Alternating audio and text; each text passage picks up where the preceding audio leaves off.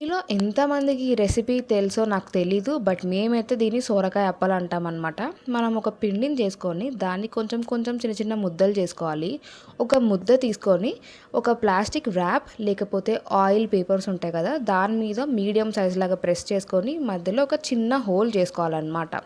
ఈ హోల్ చేసుకున్న ఈ అప్పలు ఏవైతే ఉంటాయో ఇది మీడియం ఫ్లేమ్‌లో మరుగుతున్న ఆయిల్‌లో డీప్ ఫ్రై చేసేయాలి. చాలా టేస్టీగా ఉంటాయి. బయట నుంచి క్రిస్పీగా, లోపల నుంచి సాఫ్ట్‌గా. మనం ఈ పిండిలో అన్ని మసాలాలు ఏసేస్తాం కాబట్టి సపరేట్‌గా కర్రీ అవసరం లే. కానీ మేము ఆవకాయ ఇంకా పెరుగుతో తింటాము. బట్ నాకు పర్సనల్‌గా ఫేవరెట్ ఏంటంటే దీంతో తినడం. ఇది పాల మీద మీగడని స్టోర్ చేసుకుంటాం కదా! వెన్న. ఇది వెన్నతో తినడం చాలా టేస్టీగా ఉంటదనమాట. పక్కా దీంతో ఒకసారి తినడం ట్రై చేయండి.